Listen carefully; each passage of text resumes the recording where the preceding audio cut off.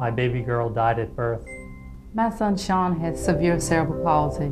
My son Drew was born with Down syndrome and a heart defect.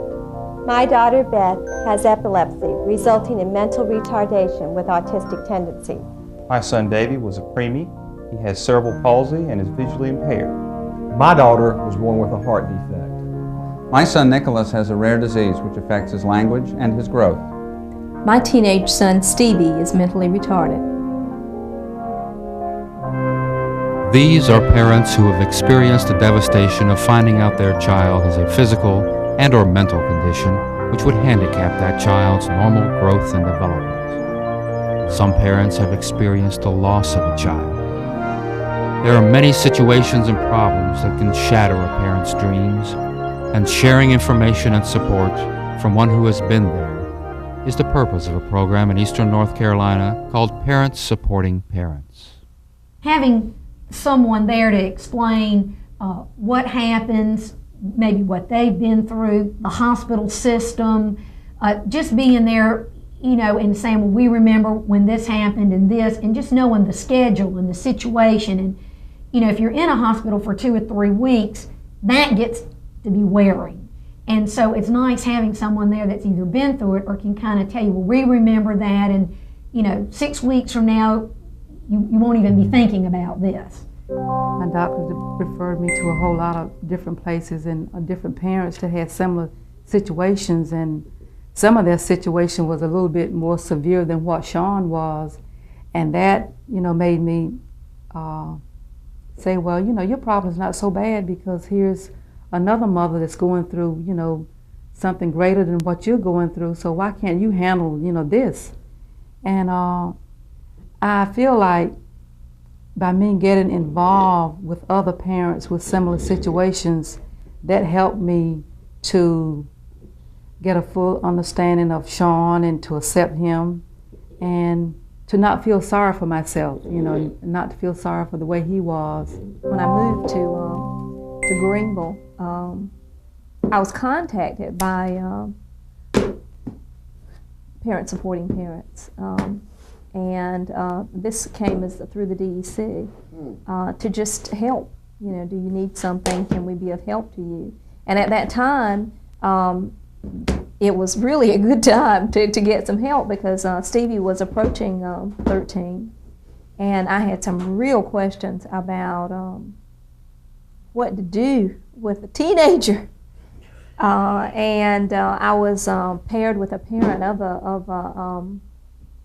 of a child that was Stevie's age, and was able to get some of those real burning questions answered, which helped me a whole lot. Anytime we had a meeting, we had the children involved in on it, so we could see the children and see what their conditions were.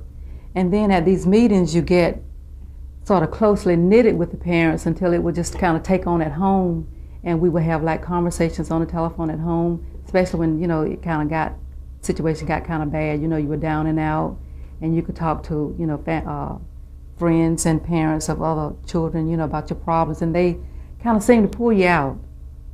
I've always found it important when I deal with parents to point out that understanding their children is not just information that I can give them, but importantly requires them to get some kind of information that parents can give them, things for that day-to-day sort of problems that come up. Those were things that certainly until now I'd been unable to provide other than what came out of textbooks and my understanding and my experience in dealing with a lot of children with this. So I have always been a supporter and certainly encouraged parents to seek support groups, if you will, just for themselves, but also for the information that it might provide.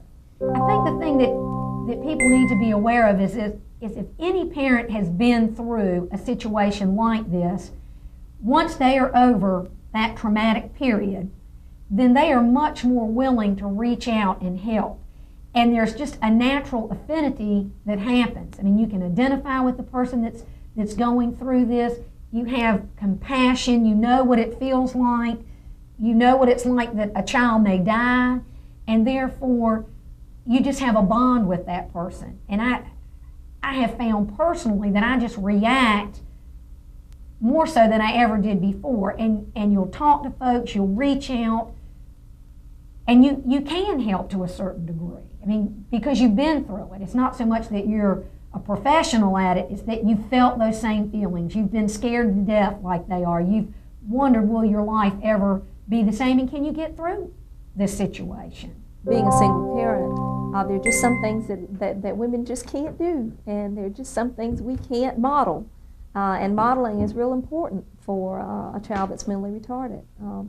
So to know how to go about that without actually having a person there and kind of deal with it, to know how to deal with it, to know what is the right thing to do and what is not the right thing to do, you know, what is the right thing to say, what is not the right thing to say, how is this gonna impact on what he thinks about what is good and what is not good, you know, things as simple as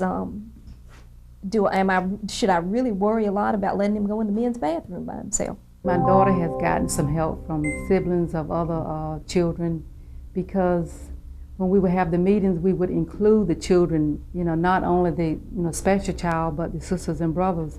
And she would come to the meetings, and she was sort of strong, and she would really come in and help other siblings, you know, that were not as strong as what she was, and just tell about her difficulties and how she, you know, interact with her brother.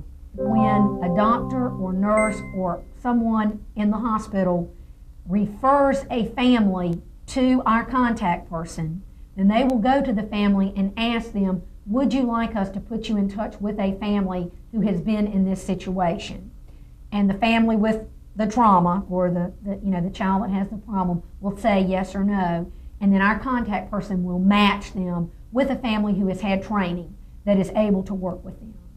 I was able to get some materials from the Parent Supporting Parents office on adolescents, and to also get some materials on some legal kinds of some things that I need to look at as Stevie begins to get closer to the age of consent. Parents aren't calling the doctor all the time. Parents are relying on themselves, and they certainly are not only the primary caretaker, but I think an important member of the team, medical, social, and otherwise, for their own child's growth and development. Whatever you need, someone is there to help you. If you need to call someone on the phone, there's someone available. If you need to learn about services that are available, there's someone within our organization who can direct you to the right place. We will do whatever is needed.